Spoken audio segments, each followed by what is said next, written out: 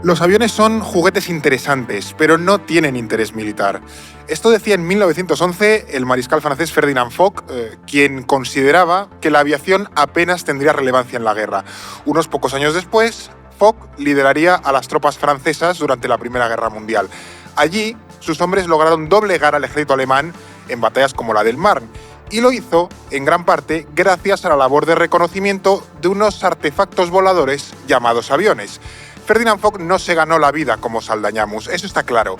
Sin embargo, su figura experimentó como nadie una de las grandes revoluciones de nuestro tiempo, el poder del espacio aéreo. E ironías del destino, su apellido terminaría dando nombre a un portaaviones. Por eso hoy, en No es el fin del mundo, hablamos de la geopolítica del aire. No es el fin del mundo, el podcast semanal del orden mundial. Hoy estamos en otro episodio más, bien de geopolítica, como gusta en esta casa, en No es el fin del mundo, y además lo hacemos en directo porque había mucha gente que me estaba preguntando. Nos hemos venido a Sevilla, ahora os contaremos por qué, y nos van a acompañar Eduardo Saldaña. ¿Qué tal, Eduardo? Muy bien, muy contento, como un niño en un parque de atracciones. Otro día ha vuelto la alegría, ha vuelto la emoción de las visitas. Es verdad que por cuestiones de seguridad claro, se me ha coartado el poder compartir con la gente todo lo que estoy viendo, pero sí, es un flipe. Sí. Y también se ha venido con nosotros Alba Leiva. ¿Qué tal, Alba?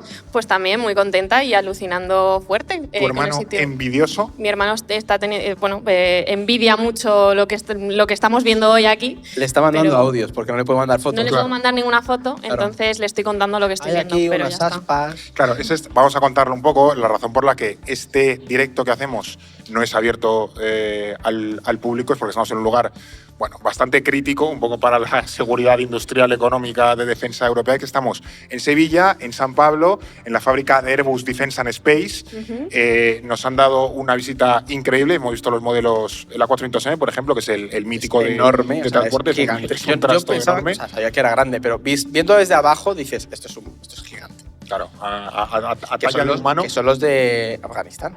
Sí. Lo veías en la tele ahí. Pues es eso. Sí, ahora hablaremos de ellos, también del poder que tiene este tipo de aviones, un poco en el impacto geopolítico. Pero bueno, también además hay estudiantes hoy de algunas universidades de aquí que se han venido con nosotros, ¿no? Que nos acompañan. Es un popurrí de universidades de Sevilla que nos acompañan, así que también van a disfrutar de este episodio. Así que nada, también muchas gracias a quien nos han invitado, que es Airbus Defence and Space. Pero vamos con el tema que nos toca hoy, que es básicamente, en un día como este, ¿por qué le vamos a dedicar un episodio a la geopolítica del aire? Sí, además un tema que suena como técnico, ¿no? Pero vamos a ver que es interesante. Es súper interesante. A nosotros nos gusta, esperemos que a nuestros oyentes habituales y a quienes están hoy aquí que también les interese, claro. ¿no? Hablamos de la geopolítica del aire pues, por varias razones. Para empezar, porque es uno de los elementos geopolíticos más importantes a nivel internacional.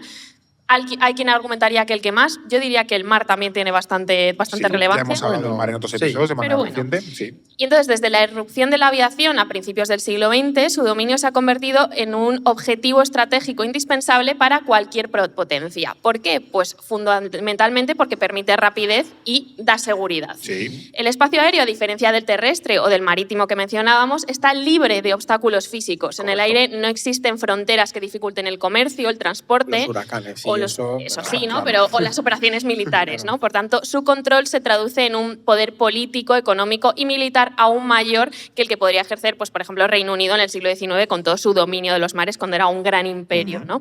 La relevancia geopolítica del aire se aprecia hoy en día en muchos frentes.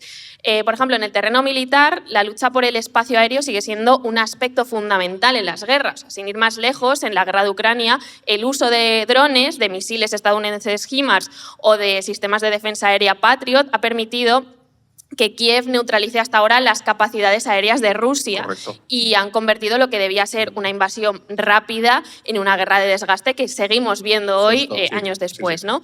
Del mismo modo, también hemos visto las tensiones entre Rusia y la OTAN por la presencia de drones rusos en el espacio aéreo de Polonia. O sea, son unas tensiones que han llevado a poner en alerta a los Eurofighter españoles desplegados en territorio polaco. Y Alba está hablando de Europa, pero hay otra zona también clave que lo hemos visto este último año, que es Oriente Próximo, que ahí vimos los bombardeos aéreos de la fuerza militar israelí o los bombardeos de Estados Unidos contra la infraestructura nuclear iraní, que fue bastante bestia. Bueno, que de hecho se dio sobre todo al poder aéreo con esos bombardeos. No, es que es en lo que ha basado claro. su superioridad de la región. Pero aquí, por cierto, ya a colación de ello, hace poco vimos a Bin Salman con Donald Trump.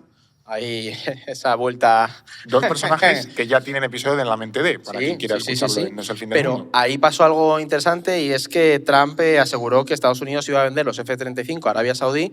Y claro, esto no ha gustado nada a países como Israel, que han basado su dominio geopolítico de Oriente Próximo en tener una superioridad aérea con respecto a sus vecinos. Claro, imagínate. Para quien no siga mucho estos temas, por decirlo, el principal avión de combate ahora mismo que vende Estados Unidos. Claro, entonces, ¿qué pasa? Que si Israel tiene esa superioridad cualitativa, que no cuantitativa, pues, oye, puedes estar seguro. Si de repente los saudíes, que bueno, por ahora parece que están estables, pero son enemigos profundos, ideológicos de Israel, pues ahí estás en una situación delicada, ¿no? Podríamos decir. Pero de todas formas, esa importancia del aire no solo se circunscribe a una cuestión militar, que es a lo mejor lo que pensamos más rápido. También es verdad que el aire desempeña un rol fundamental en labores humanitarias. De hecho, aquí lo hemos visto cuando estaba enseñando a la fábrica, nos contaban el caso de Afganistán que hemos dicho al principio, o por ejemplo… la evacuación de Kabul que se hizo en buena medida con este tipo de aviones. O también aviones como el A400 que sirvieron de hospitales aéreos durante el COVID, ¿sabes? O en crisis humanitarias, pues son elementos fundamentales que cualquier país a lo mejor necesita tener, ¿no? Sí, que el poder aéreo no es solo bombardear países o combates aéreos, o sea, no solo se circunscribe a la guerra, hay un abanico bastante amplio de nivel usos de proyecciones de poder. Luego lo veremos, desde los drones, pues también es geopolítica. Al final, todo esto nos enseña que si no comprendemos toda la geopolítica del aire, no podemos entender realmente muchas de las dinámicas actuales. Mencionabas tú lo de las barreras. Estados Unidos, la época de huracanes en el Caribe es fundamental tenerla en cuenta si quiere llevar a cabo cualquier operación en Venezuela, sobre todo cualquier operación aérea. Claro. O sea, es también naval, pero aérea hay que tenerlo en cuenta, ¿no? Entonces, al final, pues, oye, hablar de esto en un sitio como la fábrica de Airbus en San Pablo, pues está chulo. Sí, que además ambos tenéis relación familiar con gente que también se dedica a esto de los aviones. Tu hermano ahí en esto y mi padre arreglando. Claro. Entonces, un poco de qué vamos a hablar en este episodio, también para que quien nos oiga se haga un poco una idea de qué es lo que se viene. A ver, pues primero vamos a abordar la noción del aire desde un punto de vista geopolítico. Explicaremos cómo se delimita la frontera con el espacio exterior, ¿no? En qué momento las cosas empiezan a ser el espacio exterior, de qué manera se divide este espacio aéreo, quién lo controla. Después vamos a abordar la evolución del aire como área estratégica, o sea, analizaremos en qué momento se convirtió en un elemento de disputa geopolítica y de qué manera ha influido la lucha por el aire en las dinámicas internacionales del último siglo. Y acto seguido analizaremos el papel que ha desempeñado el aire como instrumento de poder blando y cómo esto ha ayudado a explicar los cambios globales más recientes. Y ya para cerrar, pues nos centraremos en la actualidad y hablaremos de los principales cambios y tendencias y qué impacto puede tener esta lucha geopolítica por el espacio aéreo. Claro, que al final, como decíamos, esa geopolítica del aire es algo muy heterogéneo y hay que ir un poco paso por paso. Claro. Esto es interesante porque en el aire también hay fronteras, esto también tenemos que hablarlo ahora.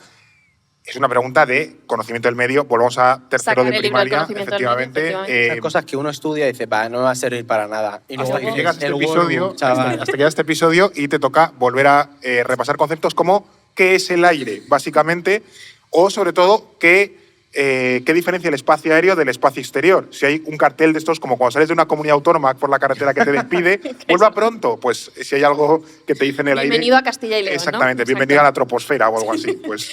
No, a ver, pues según el derecho internacional, todo Estado tiene soberanía completa y exclusiva sobre el espacio aéreo situado encima de su territorio. Vale. Esto incluye también el espacio aéreo de su mar territorial, que son las aguas adyacentes a la costa de un Estado y, bueno, como hemos visto en otros episodios, se expanden pues, 12 millas náuticas. Sin embargo, ningún Estado soberano del espacio exterior pertenece a toda la comunidad internacional. O sea, toda la línea de aire desde nuestras fronteras, como que la proyectamos hacia arriba. O sea, de Sevilla tiras para arriba. De Sevilla tiras para arriba. Todo eso es España. Todo eso es España. Vale. Pero llega un momento en el que ya estamos en el espacio exterior y eso ya es de ahí todos. Se acaba España. Ahí se acaba claro. España. España tiene un tope. Exacto. Claro. El mundo tiene un tope por arriba, tiene techo. Exacto. Ahora bien, ¿qué es exactamente el espacio aéreo? Claro. ¿Dónde está esa frontera entre el espacio aéreo y el espacio exterior? Pues lo cierto es que no se sabe con exactitud. Vale. La atmósfera, que es esta capa de aire que hay sobre la superficie de la Tierra, se va disipando poco a poco sin que se pueda determinar con precisión su final. O sea, se va difuminando, por decirlo en términos así un poco científicos, ¿no? La atmósfera se divide en 5 capas. Esto va a sonar a conocimiento del medio completamente. Pero es importante. La troposfera, que alcanza hasta los 6 kilómetros de altura en los polos y 20 en la zona intertropical. O sea, no es igual en, en todas las partes del planeta. La estratosfera, que oscila entre los 20 y los 50 kilómetros. La mesosfera, entre los 50 y los 80. La termosfera, 80 y 600. Y la exosfera. No obstante, a efectos de aviación y astronáutica, la Federación Aeronáutica Internacional reconoce la línea de Kármán a unos 100 kilómetros de altura como el límite entre la atmósfera y el espacio exterior. Es decir, aunque no esté claro, tenemos ese consenso, decimos, chicos, 100 kilómetros. Nos hemos fastidiado que a 100 kilómetros de altura ya no es aire, hombre, claro. Bueno, gracias, Kármán, por aclarárnoslo, ¿sabes? Entonces, alrededor de este punto, la densidad del aire en la atmósfera es tan baja que las alas y las hélices pierden su capacidad de sustentación, por lo que necesitan pasar de la propulsión aeronáutica a la astronáutica para mantenerse en vuelo. Yo he de decir que he visto además las suficientes películas como para saber que eso no pertenezca a nadie es importante para lo que puede venir en el futuro. O sea, eso puede abrir un melón muy gordo. No, pero a lo que voy es que decimos, no pertenece a nadie. No, por ahora. Bueno, claro, sí. ¿Sabes? Sí, Igual sí, que al principio, que a ver el desarrollo tecnológico... Está todo el desarrollo de la órbita baja de la Tierra. Y claro, que ahí hay puede... toda una economía. Es que en algún momento me haréis caso y haremos un episodio sobre el espacio exterior y entonces pues podremos hablar de estos temas. ¿Quieres que cuente como promesa? ¿Quieres que vaya a la lista de promesas? Déjalo ahí, déjalo ahí. Vale, pero bueno, de todas formas, más allá de lo que ha contado esto tenemos Alba, una infografía para quien nos escuche. Sí, luego pondremos una infografía claro, para que te hagas una idea un poco más visual de hasta dónde llega un poco el aire, se entiende, y dónde empieza el espacio. Al final, la NASA, por decirlo así, el límite práctico lo establece como a unos 80 kilómetros de altura en esa frontera de la mesosfera y la termosfera que ha mencionado Alba. ¿Qué pasa? Que en la práctica, al final, el espacio aéreo controlado por un Estado se suele concentrar en la troposfera, ¿no? A unos 20 kilómetros de altura, que es verdad que esa capa abarca prácticamente toda la actividad aérea que vamos a tener. Pero ¿qué pasa?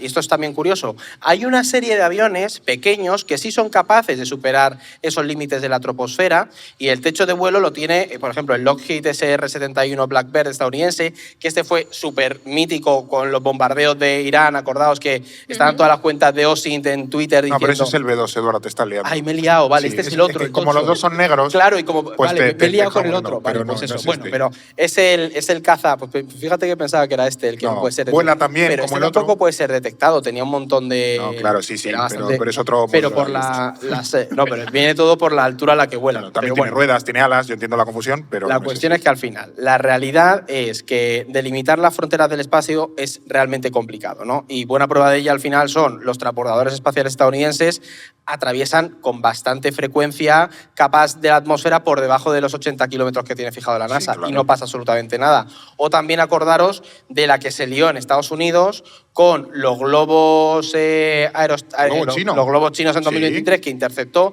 ¿Qué pasa? Que esos estaban volando entre los 18 y los 20 kilómetros de altura, que es ese límite espacial. Por eso os decía que por ahora no se puede llegar ahí, a lo mejor con un objeto tripulado, bien controlado, pero sí puedes lanzar y ahí tienes tensiones diplomáticas y geopolíticas. Claro, que al final como el espacio político, geopolítico, llega hasta donde el ser humano técnicamente es capaz de llegar. Luego ya más arriba, pues... Sí, justo. Pero llega de manera mucho más puntual, ¿no?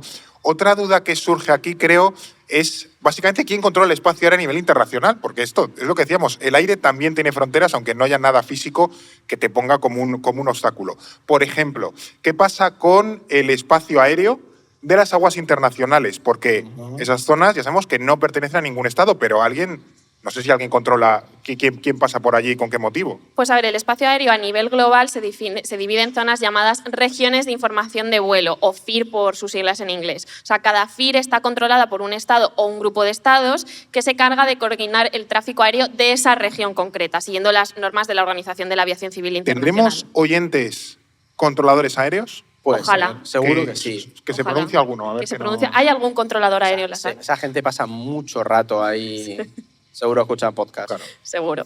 Sin embargo, una FIR no tiene por qué coincidir únicamente con el espacio aéreo del Estado que la controla. O sea, en muchos casos, además del espacio aéreo nacional, una FIR incluye una parte del espacio aéreo internacional. Pero ojo, que un Estado tenga la responsabilidad de coordinar el tráfico aéreo de una zona internacional no le da ningún derecho sobre ese espacio aéreo. Eso es más bien una obligación. Eso es. Tú lo controlas, pero no lo posees. Eso es. Claro, sí, pero que tú tienes la obligación de saber quién va por ahí un poco por bien de la humanidad, pero no tienes ningún derecho sobre ese lugar. Claro, sucede, por ejemplo, en el caso de España, que gestiona el tráfico aéreo del Sáhara Occidental. Es un melón, ¿eh? Que esto es un muy buen melón. Claro. Entonces, claro, su función se limita exclusivamente a la gestión. Y con todo se estima que Marruecos ya controla entre el 15 y el 20% del espacio aéreo saharaui como potencia ocupante efectiva, ¿no? De hecho, en el CAPI que hicimos con Zembrero, yo recuerdo que él insistía mucho en que es el siguiente paso que Marruecos va a reclamar, la cesión del control del espacio aéreo sobre el Sáhara. Sí, que realmente Claro. no te da ningún derecho formal, pero de alguna manera es simbólico Claro. que tú puedas gestionar ese tipo de cosas. Claro, entonces si mirásemos un mapa de las regiones de información de vuelo, podemos observar algunas cosas interesantes. Por ejemplo, en Crimea, Rusia y Ucrania se han disputado el derecho a proporcionar servicios de navegación aérea en la región Claro. de Simferópol, ¿no? O sea, claro, si es un territorio en disputa, pues también te disputas no solo Sí. la tierra, sino también el aire, ¿no? Claro. También vemos que existen dos regiones que no están controladas por nadie, una en el Océano Pacífico y otra en el Ártico. Y esto significa que ningún Estado es responsable de gestionar el tránsito aéreo allí, por lo tanto, funcionan como espacios aéreos no controlados. Claro, pensemos en la cantidad de aguas internacionales, lo extenso que es el Pacífico, llega un momento en el que nadie vigila eso. Nadie te ve. Claro. Ya estás No, pero aleja el tienes que avión. controlarlo por el bien de todos los... Hombre, por si un la avión gente que tiene va un en los problema, aviones, pues, básicamente. ¿a quién llama? No, ¿sabes? o por ejemplo, también tienes casos como en el continente africano, en la zona del África Central. Ahí tenemos la SECNA, que es básicamente una organización de distintos gobiernos que presta servicio de navegación a unos 17 países. Rollo como una alianza, como una Claro. organización. Y aquí, por ejemplo, en Europa, que esto, oye, he puesto el ejemplo de allí, pero en Europa tenemos el Cielo Único Europeo, que es una iniciativa que se puso en marcha en 2004, que es verdad que no le otorga plena soberanía sobre el espacio aéreo de sus miembros, lo que hace es buscar integrar y coordinar de manera más eficiente toda la gestión del espacio aéreo Sí. europeo. Es decir, porque también eso es una cuestión de seguridad y defensa, No, ¿sabes? Obviamente, claro. Pero ¿qué pasa? Que al final el control que ejerce un Estado sobre un espacio aéreo determinado es verdad que varía mucho en función de la densidad del tráfico, también de los tipos de vuelos que se permite, de la seguridad, y en este caso la OACI establece un sistema de 7 clases para dividir el espacio aéreo. Va desde la A a la G. Yo esto cuando lo preparaba me recordaba un poco a lo del GTA, que vas volando en el mapa y hay zonas por donde pasas y puedes pasar y otras que no Y puedes te pasar. saltan estrellitas. Claro, entonces, Vale. para que lo entendamos, la clase A es la más restrictiva. Vale. O sea, en esta zona solo se pueden realizar vuelos instrumentales, que son básicamente los que el piloto navega usando instrumentos, en lugar de esas referencias visuales en el horizonte. Y aquí el control de un Estado es obligatorio y además es el más elevado, ¿no? Básicamente, Porque es peligroso o crítico, lo que esto abarcaría la troposfera situada en esas principales, donde están las principales rutas aéreas Sí, internacionales. sí. Y luego tiene la clase G, que es el espacio aéreo donde no existe un control de tránsito. Y en ella ahí pues pueden volar aviones, ultraligeros, drones, un poco más abajo. Sí, hombre, y sobre que- todo son vuelos en los que tú de manera visual Claro, ves pues, el acachado. puedes tener referencias externas para ver por dónde vas. Claro. Sí, y no, Pero y no como que supones, llegas a un punto en el que aquí tienes que tener control. claro, no supones un peligro para el tráfico aéreo Pues comercial, eso, ni el militar, ni señor nada. que coge el dron y empieza a hacer Claro. una serie de vídeos y fotos, pues ahí evidentemente no tienes que controlarlo, Claro, más allá de puede volar o no. O los que vuelan radiocontrol, ese tipo de cosas. Vale, entonces, ahora que ya hemos visto básicamente en qué consiste el espacio aéreo y sobre todo cómo se controla, cómo se divide, me gustaría conocer básicamente en qué momento el aire empieza a concebirse como un elemento estratégico. No sé cuál es un poco el punto de partida. El primero que se le ocurre, oye, chavales, aquí tenemos un melón. Pues esto se empieza a pensar, o empezamos a pensar el aire como elemento estratégico a finales del siglo XIX. Hay que decir que ya en la guerra franco-prusiana de 1870 Sí, y un clásico. 1871, los franceses, esto lo contamos en otro episodio, ¿no? Usaron globos aerostáticos para eludir el asedio de los prusianos a París y comunicarse con el exterior, porque los globos aerostáticos fue el primer elemento con el que el ser humano pudo volar, ¿no? Pensaos en la locura que, o sea, ahora no supone, bueno, es un elemento bastante lento, pero en su momento era como, madre mía, qué desarrollo, ¿sabes? Eso es. Y es verdad que todavía no se usaban con fines bélicos, pero al final estos globos ayudaban a intuir las ventajas militares que podía proporcionar el control del espacio aéreo. Claro, puedes ver el territorio desde arriba. Se ponían francotiradores en los No, pero que globos le das tridimensionalidad al espacio. Antes era todo bidimensional. Eso es. Ahora le das como, pues eso, altura. O sea, la perspectiva cambia profundamente. Claro. Y esto se evidenció de una forma más clara ya durante la Primera Guerra Mundial y al final recordemos que a principios del siglo XX es cuando se da ese desarrollo de la aviación y bueno, además es cuando aparece también el primer aeroplano, ¿no? Sí, diseñado claro. por los hermanos Wright. Entonces, Sí. durante esta gran guerra, los aviones ya pues desempeñan un papel fundamental en el reconocimiento de posiciones enemigas y también como arma de guerra, Sí, ¿no? sí, sí, como, sí. bueno, pues puedo traspasar las líneas enemigas y disparar desde el aire. Eso es revolucionario para la guerra. Sin embargo, pronto se vio que, pues eso, que podía ser utilizado para la guerra y que, por ejemplo, en el caso de los cepelines alemanes que bombardearon Londres durante el conflicto, pues además generaban una sensación de pánico y de terror muy psicológico muy profundo. Esto lo contamos en su momento también. En el episodio 216. Por un sitio donde nunca te habían atacado, es decir, el aire nunca fue una amenaza. Y yo creo que fue en la Primera Guerra Mundial cuando se empezó a atacar a población civil con esos cepelines. Sí, claro, y como que Londres no había nada. Sí, pero tú puedes atacar infraestructura militar, ¿sabes? Sí, pero eran bombardeos así a lo loco y la gente tenía pánico. Era una herramienta psicológica, básicamente. Claro, sí, justo. Además, pues eso, al final lo que vemos es que la Primera Guerra Mundial asienta la idea de la guerra aérea y el dominio del aire resultaba fundamental para un conflicto bélico. Y esto nos lleva a pensarlo como espacio estratégico y nos lleva, pues, sobre todo también a que en el periodo entre guerras se fuese la edad dorada de la aviación cuando hay un desarrollo muy grande de toda esta industria. Como un clic, ¿no? De esto va a ser revolucionario. Además, también habías tenido toda la revolución industrial, la entrada de los metales para los tanques y demás. Eso sí. Hay una revolución militar en esa época. Claro, pero aquí la clave real a nivel militar y geoestratégico en cuanto al aire fue la Segunda Guerra Mundial. O sea, eso cambió completamente el paradigma porque se empezó a concebir realmente como un espacio geopolítico y es verdad que hasta entonces los teóricos, los autores que trabajaban toda la cuestión de la geografía política, de la geopolítica, se habían centrado mucho en los mares y en la tierra. Y aquí tenemos a dos clásicos que hemos tocado en bastantes capítulos. Veces de ellos. Una es la parte de la teoría naval, que ahí tenemos a Alfred Mahan, de quien en el 229 hablamos sobre él. Hemos hablado en 20 episodios, como mínimo. Es que este señor era bestial, así de claro, pero bueno. Este tipo lo que sostenía era que el control de los mares determinaba el poder mundial. Sí. ¿Qué pasa? Él se inspiraba en la etapa del Imperio Británico en el siglo XIX y él defendía que un imperio realmente fuerte debía tener una poderosa flota naval para controlar tanto las rutas marítimas, esos míticos puertos, bases y choke points estratégicos, pero también para proyectar poder, ¿no? Sí. Y que por Estados Unidos debería tener una flota gigantesca. Bueno, Estados Unidos se sustentó en Mahan para ser la potencia que es hoy en día. Es decir, por eso. de hecho, tienen dividido el mundo. Gerald Ford, ¿de dónde venía? Que han movido ahora al Caribe. Del Mediterráneo. Es decir, que los tienes, lo tienen muy equilibrado. Y luego, ¿qué pasa? Que en esta época también teníamos el desarrollo del ferrocarril. Y ahí tenemos al mítico Harold John Mackinder. Chupito, que no tenemos, con él. Si no sabéis quién es, miradlo, este señor es tremendo. Que tenía una teoría que era la teoría del Heartland, ¿vale? Él defendía que había una zona del mundo que era fundamental para proyectar poder. Él decía que si se controlaba todo el territorio que iba de Eurasia, básicamente de Rusia a Asia Central, él lo llamaba en la zona de pivote o Heartland y ahí serías una gran potencia. La idea del corazón continental, ¿no? Y todo esto se desarrolla también con la idea del poder terrestre. Exacto. Con el desarrollo del ferrocarril puedo llegar a través de este corazón continental, como en la zona de Asia, hacia cualquier parte del mundo. Era como ir setadísimo en el risk. Claro, pero estás con esas teorías super fashion, todo el mundo comprándoleselas a tope y de repente se empieza a desarrollar toda la industria aérea, eso rompe completamente la baraja y ahí empieza a surgir esa idea de que el dominio geopolítico está en el aire. Y surgen dos nombres que son fundamentales, son George T. Renner y Alexander de Seversky, y son dos de los grandes o los principales teóricos sobre la geopolítica del aire. Y hay que decir que desde un punto de vista de geopolítica clásica son más desconocidos, pero que también pensemos que todos estos teóricos se van interrelacionando entre sí.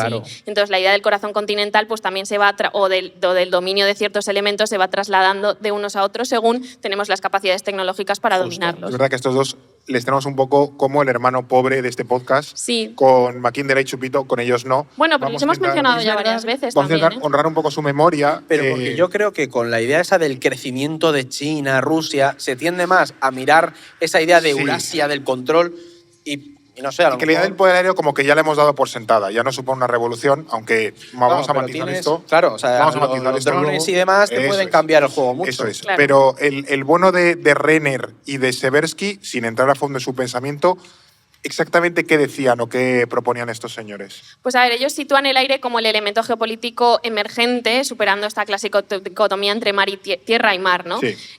Aunque hay que decir que autores como el propio Mackinder ya empezaban a señalar la importancia estratégica del aire, para que pensemos que también estos teóricos no se anclaban en lo que habían estudiado. Recogiendo cable, Eso, Mackinder. no, tampoco, ¿no? Pero sí que estos son los que identifican el aire como ese nuevo núcleo de la lucha geopolítica. En una obra que se llama Geografía humana en la Edad del Aire, de 1942, René sostiene que si la Primera Guerra Mundial había sido una batalla por el control de los mares, propiciado por la invención del submarino, Sí. la segunda se basaba en el dominio de la tierra y especialmente del aire, gracias a los tanques y a los aviones. Para Renner, el desarrollo de la aviación alteraba la concepción tradicional del espacio y la distancia. Y esto es fundamental, porque de repente se asienta la idea de que podemos superar la geografía. O sea, la geografía, la orografía, los montes, las montañas, los ríos, tal, parece que se puede superar. Sky's the limit.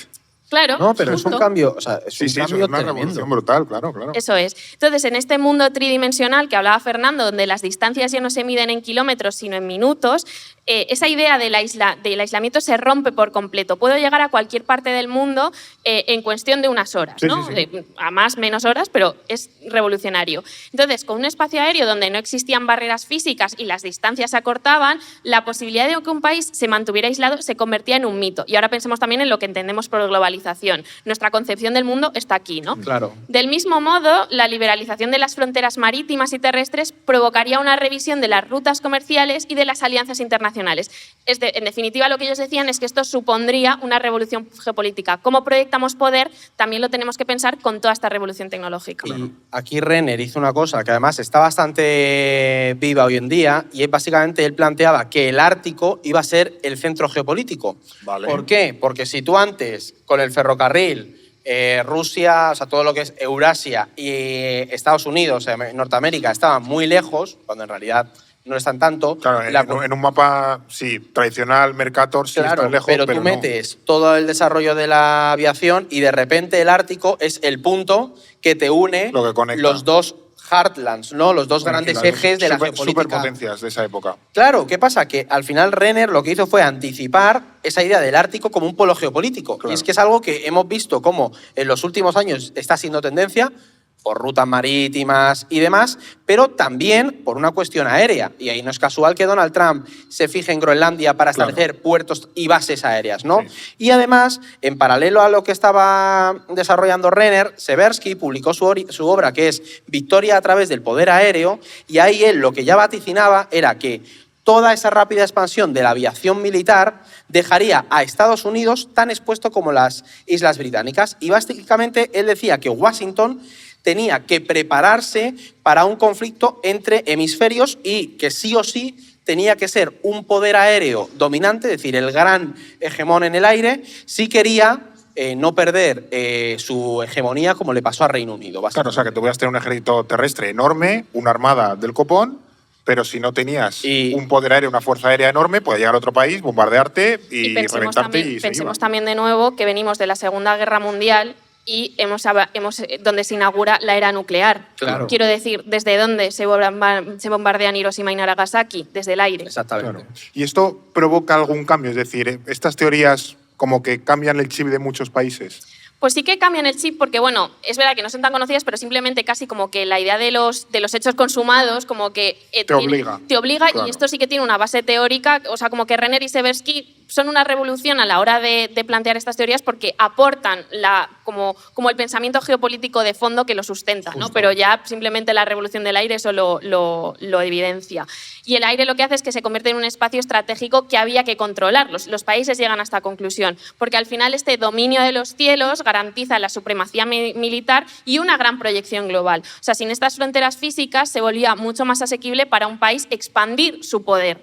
Entonces, al final, con su pensamiento, Renner y Seversky desmontan la idea del aislacionismo estadounidense que había definido la política exterior de Washington durante la mayor parte de la historia, casi que fuerzan a Estados Unidos y también su propio contexto geopolítico posguerra a ser un poder global. Es que es un poco como sacar al Japón aquel del 1860 y algo, es como tú ya en este mundo ya no puedes estar aislado del resto porque pueden venir por mar o por el aire y obligarte a cambiar tu política. Sobre todo si eres potencia, ¿no? Claro. Entonces, con el aire como principal factor geopolítico, Estados Unidos ya no era, América ya no era ese continente separado por dos océanos. O sea, esas tesis aislacionistas eran insostenibles. Entonces, de igual manera, la importancia del aire va a redefinir las doctrinas militares nacionales. La idea de la superioridad aérea se afianzaría como el pilar del poder militar de un país y esto implicaría la creación de grandes fuerzas aéreas permanentes, el desarrollo masivo de cazas, bombarderos estratégicos, tecnología de vigilancia y sistemas de defensa, los famosos radares, ¿no?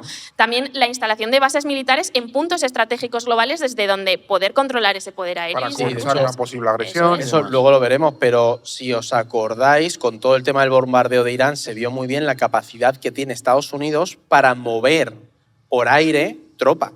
Sí, o sea, yo recuerdo cómo, o sea, eso es y tiene la red de bases que tiene todavía Estados Unidos en el mundo le da un alcance internacional inigualable, es decir, ningún otro país. Yo creo que no hay nadie que lo tenga. Nadie. Claro. ¿Qué pasa? Que de la mano de todo esto que mencionaba Alba, en esa época ya, tras la Segunda Guerra Mundial, finales de la guerra, los estados empiezan a decir, oye, hay que empezar a regular, que es lo que hablamos un poco con los mares. Con esto pasa lo mismo. Oye, cada vez hay más estados que se fijan en la importancia aérea. Cuando nos tocamos un poco la cara, ya vale, nos hemos tocado la cara, vamos a poner un poco de orden. Y ahí tenemos cosas como el Convenio de Chicago, que básicamente, además de establecer esa creación de la OACI que hemos hablado al principio, regula básicamente las normas internacionales de la aviación, temas de seguridad, porque, oye, un avión vale de un estado, pero se puede caer en cualquier sitio.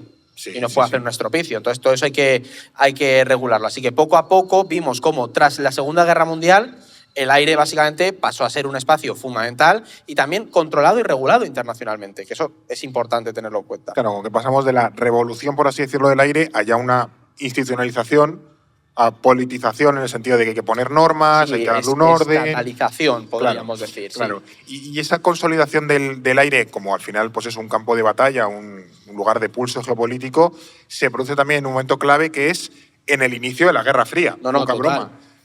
Esto, evidentemente, esa tensión, ese pulso entre Estados Unidos y la Unión Soviética, entiendo que también se tradujo al espacio aéreo. O sea, muchísimo. Pensemos que al final, gracias al poder aéreo, las dos potencias, tanto Washington como Moscú, se dieron cuenta de que podían extender básicamente su influencia y su poder por todo el mundo. Es decir, no era tan...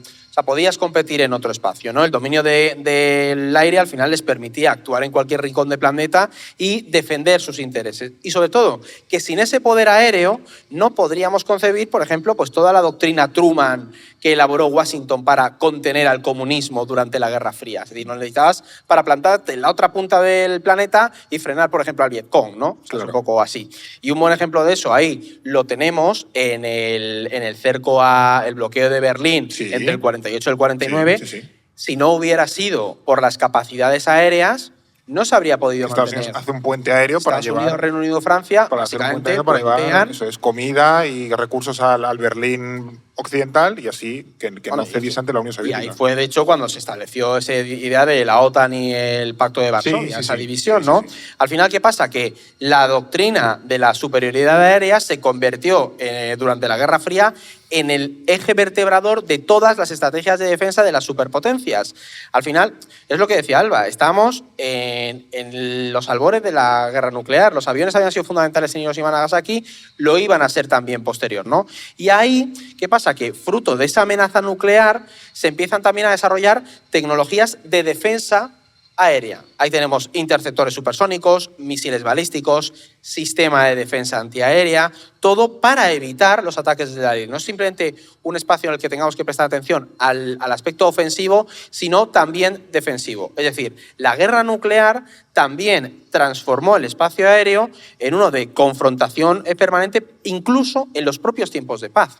Claro. O sea, es que cambia completamente. Cambia todo, sí, totalmente. Claro. O sea, pensemos en el pánico que genera, por ejemplo, de se ha detectado un avión al que no se le ha dado permiso en el espacio aéreo de un país. Eso es una amenaza ya bastante importante. ¿No os acordáis hace 2 años cuando Putin jugueteaba con la idea nuclear, que de repente estábamos todos pendientes porque estaba moviéndose un avión que podía cargar cabezas nucleares? ¿No te acuerdas? Bueno, esto, yo recuerdo que lo seguíamos en plan, ¿esto dónde va? No sé si lo comenté en el podcast o lo he hablado simplemente en la oficina. Hace poco vi la peli esta nueva de una casa llena de dinamita.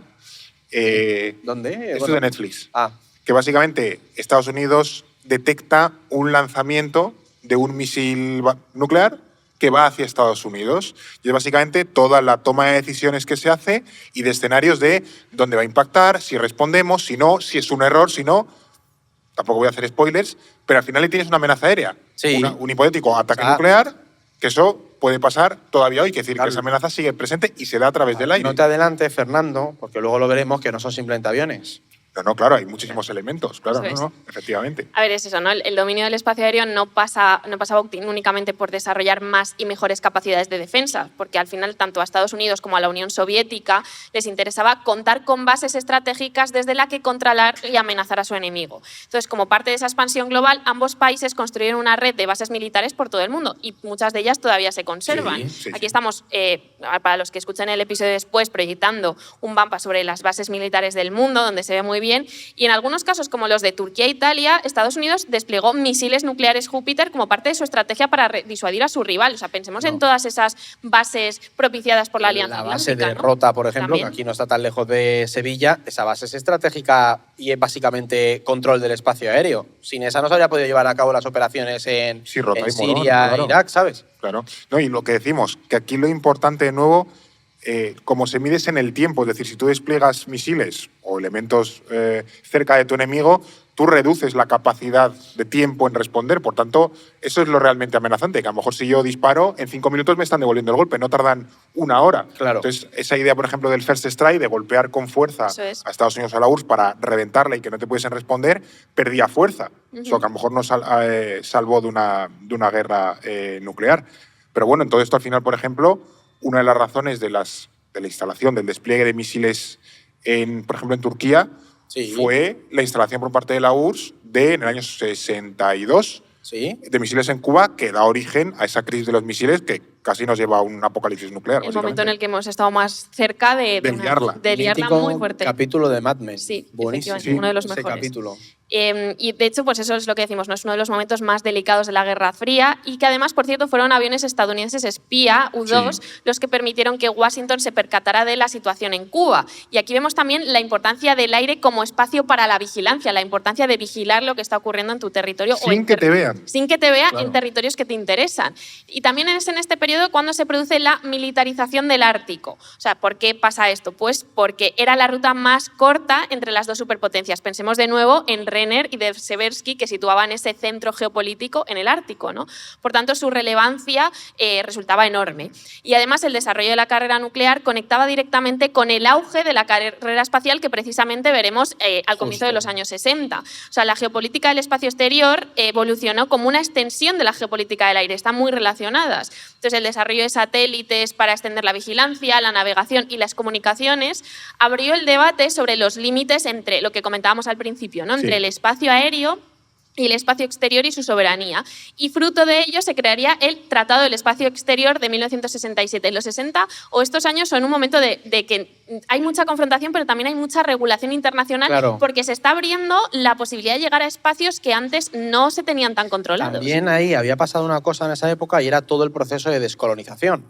Entonces, ¿qué pasa? Que las grandes potencias estaban compitiendo entre ellas, pero tenías un montón de nuevos estados que veían que, oye, yo no puedo llegar al espacio exterior. O lo regulamos entre todos, o uno de los dos O tonto el último. va a reclamar esa posición. Como que también esa competición y la aparición de esos nuevos actores forzó en parte a, oye, vamos a relajarnos porque ya no sois solo vosotros. Y las Naciones Unidas en esa época estaban bastante bien. Sí.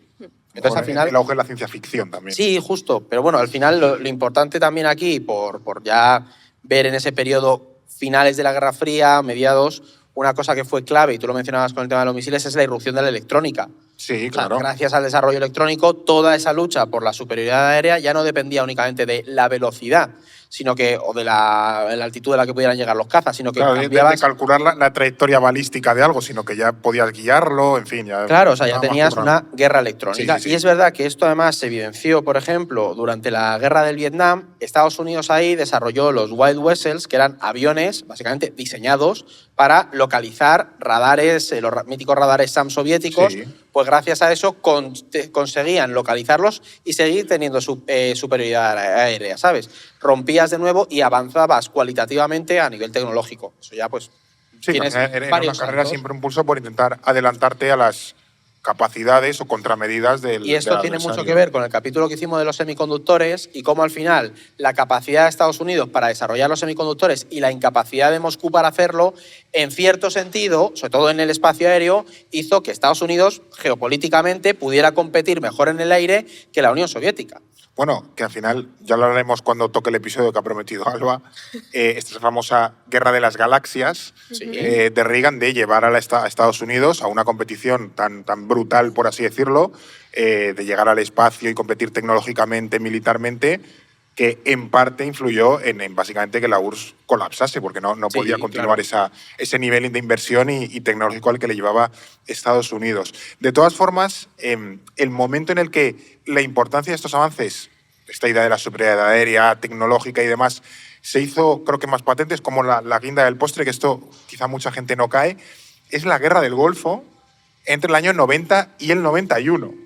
¿Esto por qué es tan relevante? O sea, ¿qué pasa aquí para decir, es que aquí el aire toca techo, nunca mejor dicho? Es importante sobre todo porque al final la Operación Tormenta del Desierto fue lo que ya evidenció el final de la Guerra Fría. Que todos pues, la caída del muro de Berlín, recordemos que en el 89 había caído el muro de Berlín. También está el anuncio de Pizza Hut con Gorbachev, pero bueno, esto ese también es muy mítico. te lo compro. Pero si hablamos un poco de la geopolítica del aire, yo me centraría en la Tormenta del Desierto. ¿Por qué? Porque Estados Unidos exhibió ante el mundo como esa potencia dominante a nivel mundial y además lo hacía demostrando que el núcleo, el gran músculo de su hegemonía militar y tecnológica estaba en el aire. ¿Por qué? Porque la Guerra del Golfo supone la mayor expresión de doctrina de superioridad aérea que hemos visto hasta la fecha. O sea, este conflicto sentó las bases de la guerra moderna, ¿no? Atacar desde el aire los puntos estratégicos del enemigo con todas esas armas de precisión, con esos misiles guiados, con GPS o láser. Es decir, no soy ingeniero de esto, no llego a entenderlo.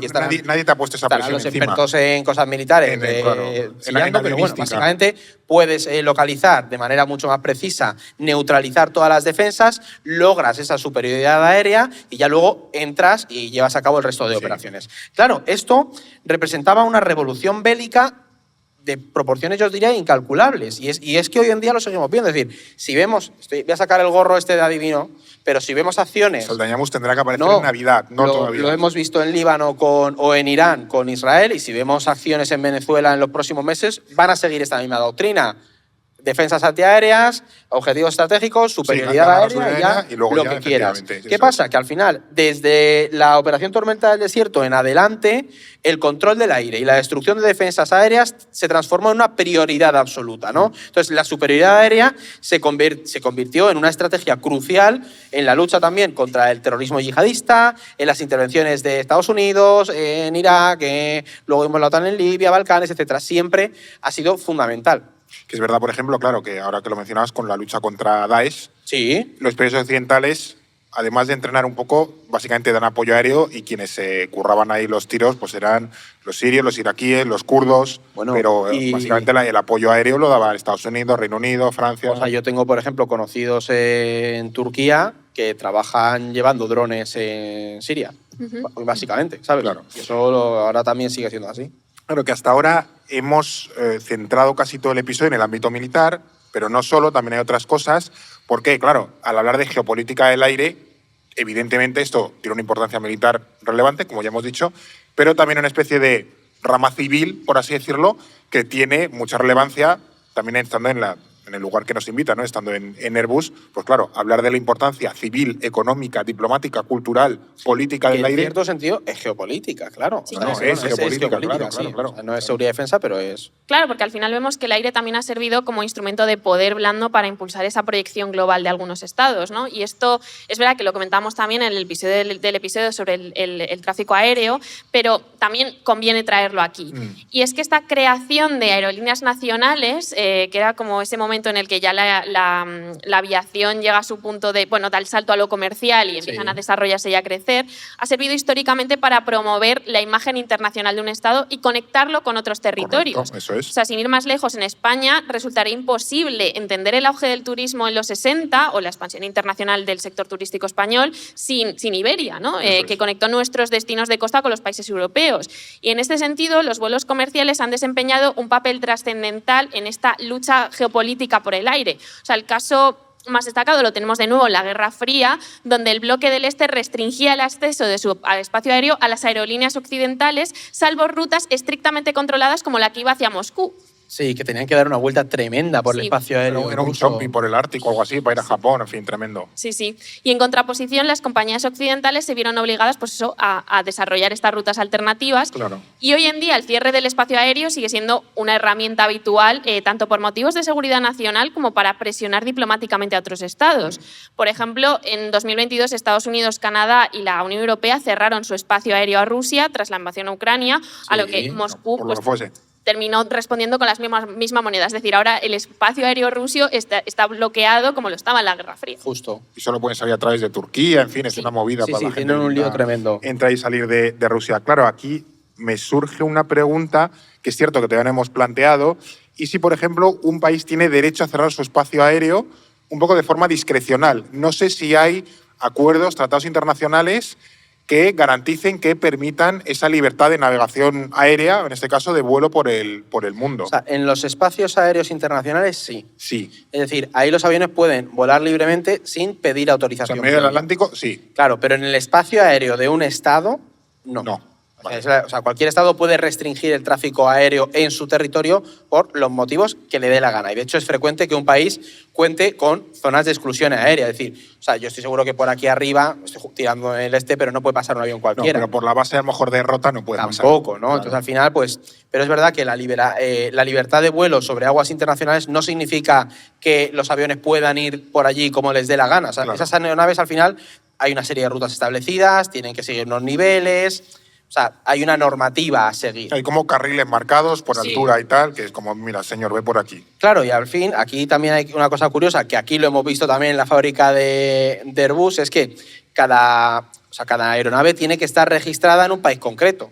Y ahí tú ves un avión y lleva una bandera. Sí. Que estábamos viendo antes aquí los frikis del Fan with Flags. Sí. Cuando hemos entrado aquí estábamos diciendo, mira, esta es la de este país, ¿no? Entonces al final esa nacionalidad, determina pues qué estado es responsable de ese avión. O sea, asumo que aquí también hay Esto es aviones algo que bastante también pasa con los barcos. Claro, pero es muy curioso esto cómo Todo el mundo se... tiene que estar identificado, Sí, básicamente. pero al final se traspasó, ¿no? Una serie de formas de actuar de los barcos luego a los aviones. Pues ahí lo tienes con las banderas. Sí, pasa lo mismo. claro. Pero al final es verdad que una aerolínea esté registrada en un estado no significa que represente oficialmente a ese estado. Estas son las aerolíneas de bandera. Es verdad que pueden ser de propiedad estatal o privada, solían ser designadas por cada estado, pero bueno, en España tenemos pues ejemplos de... O sea, las aerolíneas de un estado también son importantes, no es simplemente la banderita, O ¿sabes? sea, o sea, ¿en qué se diferencia una aerolínea de bandera, pues no sé si un Iberia de la vida, del resto? No sé si tiene algún privilegio, estatus, O sea, o ya es una cosa del pasado que... No. Es que lo de los... aerolíneas de bandera me suena muy de los años 70. Es un poco bebe un poco de mover. eso, pero al final las aerolíneas de bandera han tenido históricamente ventajas significativas en comparación con el resto de las aerolíneas, ¿no? Pues podían operar en rutas internacionales que no siempre estaban disponibles para otros operadores, o incluso contaban con accesos prioritarios a infraestructuras estatales o a rutas un Sí. poco más privadas, ¿no? Y dado su importancia estratégica, ¿qué pasa? Que las aerolíneas de banderas suelen contar con apoyo político y económico de un Estado. Es decir, para un Estado tener una capacidad aérea civil es estratégico. Claro. O sea que, bueno, que es verdad que el tema de las aerolíneas de bandera es particular, pero es lo que tú decías, que al final ponerle la bandera a un avión es muy similar a lo que mencionábamos del derecho del mar, de que todo el mundo tiene que ir absolutamente identificado cuando navega por tierra, Claro, pero mar, sea aire o por avión, donde sea sea. avión civil o militar, Claro, tiene que claro. llevarlo. Todo el mundo, todo Claro, el mundo. justo, pero al final, si volvemos al tema del poder blando del aire, que también está muy relacionado con esta idea de este tipo de aerolíneas, yo creo que es muy interesante ver cómo a través de esta lucha por el espacio aéreo se reproducen las dinámicas internacionales de los últimos 80 años, Eso ¿no? es. O sea, si en la Guerra Fría teníamos esa suerte de proteccionismo aéreo, su final aceleró la transición hacia un proceso de liberalización del aire. Entonces, durante los 90, en pleno apogeo de la globalización, las aerolíneas estatales se privatizaron y se crearon nuevas rutas aéreas, impulsaron acuerdos de cielos abiertos y se fue desregulando progresivamente pues, las tarifas, ¿no? Iberia yo creo que se va como privatizando entre finales de los 80 y primeros 90. Sí, una la ola cosa de así. privatizaciones esta que Claro. hubo. Claro, ¿qué pasa? Que ahora esta globalización aérea se está revirtiendo en los últimos años, porque esa globalización, como hemos contado otras veces, está cambiando. Entonces, el aumento de la inestabilidad internacional está llevando a más países a nacionalizar empresas y a recuperar el control de sectores estratégicos. Claro. Y, por supuesto, pues el de la aviación es uno de ellos, ¿no? Porque al final te permite conectarte con otros territorios. Es un activo estratégico. Ya no se concibe como un activo de mercado más, un sector, es que es un activo estratégico para muchos países. Claro, y entonces al final este fenómeno, por ejemplo, se pone de manifiesto en el sudeste asiático y especialmente en Oriente Próximo, y lo vemos con que las monarquías del Golfo, por ejemplo, han potenciado enormemente sus aerolíneas de bandera. Ahora asociamos más esta idea a empresas, por ejemplo, como Qatar Airways en Qatar, Saudi en Arabia Saudí, Etihad y Fly Emirates en Emiratos Árabes. Además, hay una competición entre ellos bestial, pero encarnizada.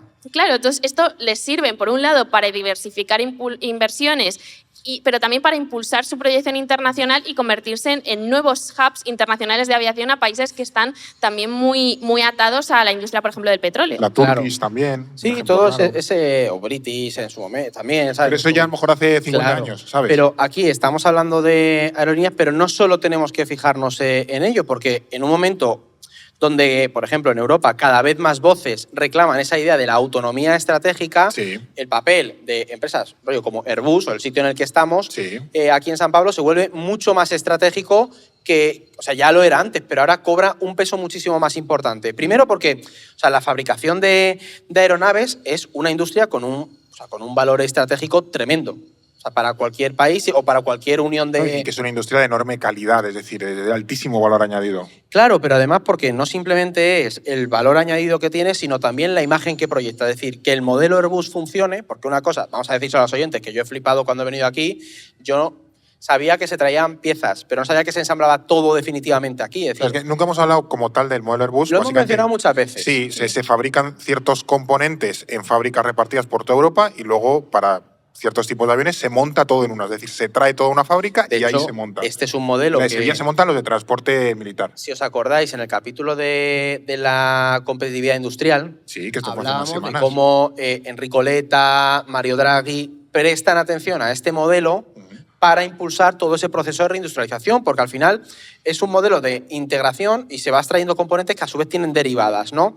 Entonces, este asunto hoy en día se ha vuelto muchísimo más relevante por la vuelta de Donald Trump básicamente a la Casa Blanca. Sí, ha influido bastante. Al final nos encontramos con que Estados Unidos de repente ya no es un socio tan de fiar, vacila con el apoyo a Ucrania, con esa defensa del viejo continente. Entonces estamos dándonos cuenta de que hay que impulsar mucho más esa fabricación y compra de armamento europeo y sobre todo la coordinación y el desarrollo de una buena infraestructura y una red europea. Entonces, al final, las compras, por ejemplo, de Eurofighters por parte de Alemania, Turquía y España, pues son un buen ejemplo de... Sí, había un debate de si se compran los F-35 estadounidenses o se vuelve a los Eurofighters o están los Gripen suecos, que también tiene Suecia una industria de defensa un poco autónoma y tal. ¿Pero por qué? Porque al final Eurofighter es un consorcio europeo que coordina el diseño y la producción de ese caza Eurofighter Typhoon y en el que pues, pueden participar las principales compañías aeroespaciales de los países del proyecto, desde Leonardo por Italia, BAE Systems por Reino Unido y Airbus Defence and Security por Alemania y España. Entonces, sí, que es un popurrí, pero para lo que es la construcción europea tiene sentido. En otro contexto sería una salvadura un poco extraña, pero en Europa tiene sentido. Pero al final es una forma de asegurar también tu superioridad en el espacio aéreo, es también tener las capacidades de producir todas esas aeronaves. Cada país por separado no las tendría. Bueno, es que es lo que hablamos muchas veces de entender todo este proceso por fases, ¿no? Quiero decir, no es solo una empresa muy potente que es capaz de producir, por ejemplo, un tipo de avión. No, es tener un tejido industrial complejo e interrelacionado que al final te lleve a que tu región o tu país pues pueda avanzar y conseguir sus objetivos geopolíticos o, por ejemplo, pues en este caso, si lo que nos importa es la defensa o construir una economía más fuerte, pues vamos a apostar por esas capacidades que al final son una cosa de un ecosistema complejo. En plan, no nos tenemos que fijar solo en un modelo específico, sino solo lo que nos dice también ese modelo de hacia dónde avanza o querría avanzar el mercado europeo. O sea, porque yo diría que al final este modelo puede que a lo mejor no eran ni conscientes en el momento en el que se empezó a desarrollar, pero al final es el que está mejor adaptado para el cambio geopolítico al que nos encontramos. Sí. Porque hay otros que optaron por externalizar la producción a otros países del mundo. Sí. fuera de sus fronteras o fuera de sus espacios estratégicos de alianzas. ¿Qué ocurre? Que cuando ya la globalización no es la globalización que teníamos, te encuentras con que al final te renta mucho más tener algo como me vienen las piezas desde Francia, desde Alemania, y la una montan desde en buses, Francia, el fuselaje de Alemania, la cola del Reino Unido y lo monto todo aquí. y en un espacio que sabes que son aliados estratégicos, Claro. que es una zona geopolítica fundamental y que no vas a tener de repente unos giros completos a nivel de política. Somos un poco Juan Palomo, yo me lo guiso, yo me lo como, Ya, pero para el contexto que tenemos yo es creo útil, que- porque no dependes de players raros. Y el modelo que hemos visto, ahora luego lo comentamos, yo creo que este modelo de Airbus se va a replicar en otros campos. Es verdad que hay segurísimo. otros campos donde es más complicado que eso ocurra. Bueno, pero semiconductores se dice, por Sí, ejemplo, no, de no, traerlo quiero decir- para acá también, Quiero decir ¿sabes? que no es replicable en todas las industrias Claro. y en todos los sectores, pero bueno, es algo a tener en cuenta. Total. Y hablamos hace unas semanas, pero ya hablaremos del modelo de que esto para el espacio, hay una parte de Airbus que se va a desbajar y se va a juntar con otras empresas para montar un Sí, campeón son- europeo del espacio, pero esto cuando toquemos Eso el esa del espacio, geopolítica, claro, hablamos cuando ahí. vayamos más allá de la mesosfera o no sé dónde, pues ya lo veremos. Pero bueno, que ese debate de la autonomía estratégica es uno de los temas más importantes en la actualidad. Pero ¿qué otros cambios o tendencias creéis que van a marcar esa geopolítica del aire durante los próximos años? Porque como hemos avanzado, hay muchas cuestiones que, ojito, porque también en el aire se vienen cambios importantes. Se están Pues, produciendo ya cambios importantes. Yo, mira, más allá de los que hemos estado destacando, de lo que comentábamos ahora, de la redefinición del modelo y demás, yo creo que uno es la irrupción de los drones. Y eso, además de los drones, de todo tipo de drones. Cuando Sí. hablo de esto es de todo. Lo hemos visto últimamente, o sea, al final... ¿No es el de radiocontrol que le van a regalar a mucha No gente es en el Navidad? de que te compra No. para hacer las fotos de guay para Instagram. No, hablo de todo tipo de drones. Bueno, y ojo, hemos visto como ese tipo de drones adaptados a zonas de conflicto. Sí, El otro día yo sí, veía cuando entraron en las favelas en Brasil. Sí. Bueno, pues que lo del BOPE se encontraron con que las milicias, las bandas brasileñas, les pegaban granadas de mano a drones que compraban chinos, de estos que te ponen las gafitas y va el dron, y les tiraban granadas Desde un dron. a la policía brasileña en una favela. Es decir, para que veamos, y estamos hablando de la parte baja del aire.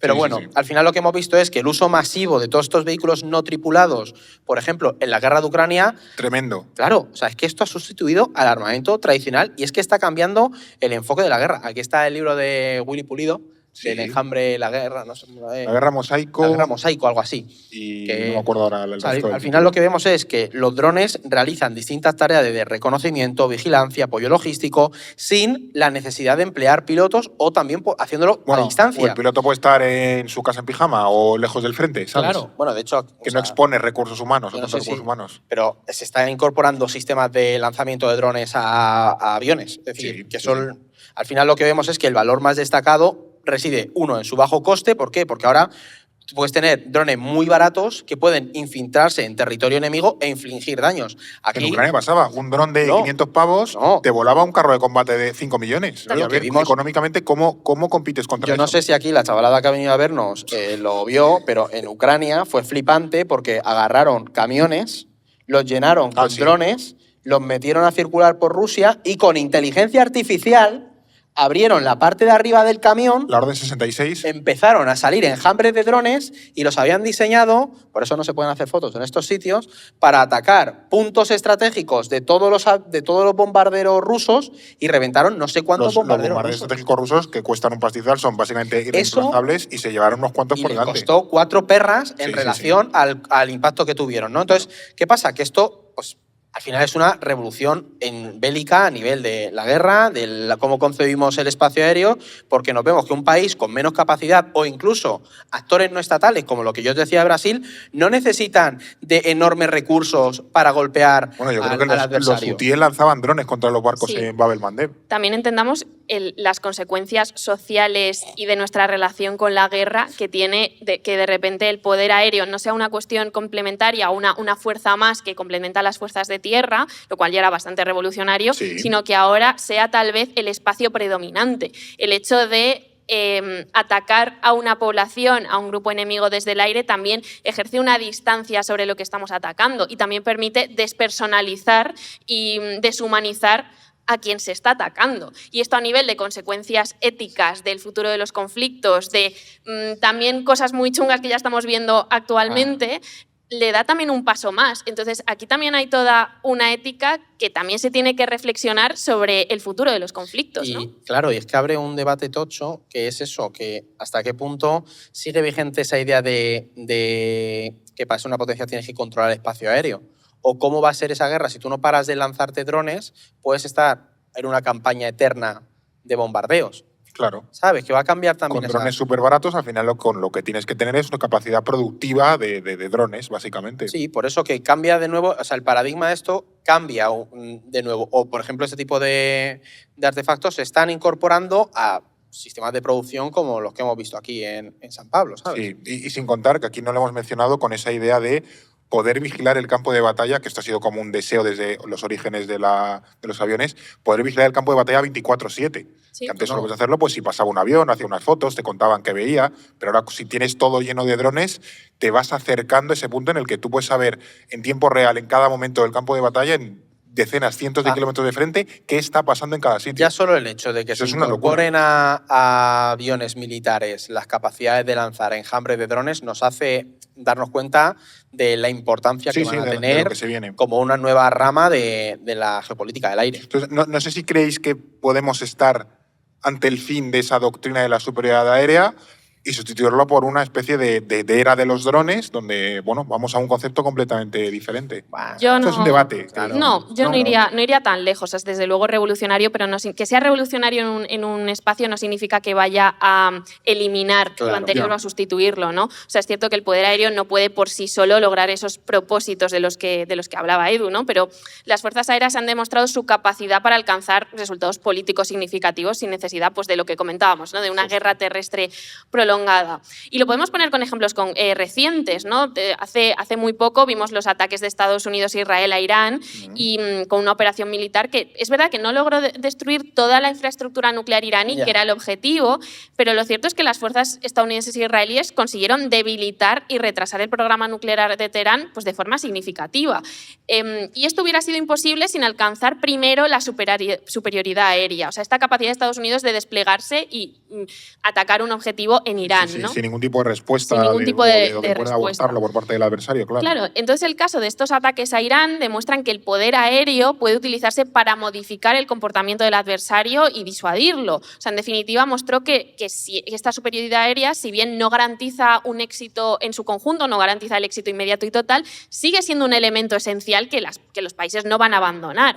Pero es verdad que los drones alteran la planificación de las fuerzas aéreas. Por ejemplo, en la Armada estadounidense han destinado $1.000 millones en municiones para detener los ataques con drones contra Israel y sus fuerzas en Oriente Próximo. Entonces, esta cantidad es mucho mayor que lo que cuesta, por ejemplo, un tanque. Entonces, las prioridades de qué armamento se potencian, de qué fuerzas se potencian, van a cambiar. Aunque siempre lo que se dice que al final la guerra la ganas por el roto económico que la acabas haciendo. Se economiza mucho la guerra y vas a un pulso económico de a ver quién quema más recursos. Claro, eso con esto. De hecho, por ejemplo, estas inversiones en drones y en tecnología de defensa provocaron que Washington retrasara sus programas de cazas de última generación, lo que al final podría reducir su tradicional ventaja aérea frente a China. Y de hecho, Pekín pues, presentó recientemente su J-35, que es su caza de quinta generación. O sea, aquí vemos cómo se van a empezar a hacer estos cálculos también. Sí, ahí hay un montón de... O sea, se está muy pendiente de eso y aquí es interesante esto que dice Alba, porque si pensamos en una hipotética guerra entre Estados Unidos y China... Dios no lo quiera.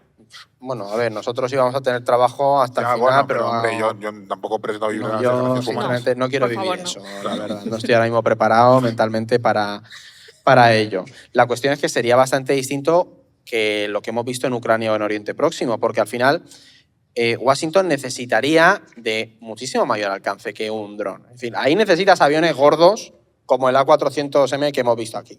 Ahí necesitas ya aviones de mucho más peso. O sea, al final lo que vemos es que a lo mejor en post de ese boom de la tecnología de los drones, Estados Unidos, en el caso de Estados Unidos, está sacrificando capacidades que le serían mucho más útiles en una confrontación con el que sí que es su rival estratégico, que es China.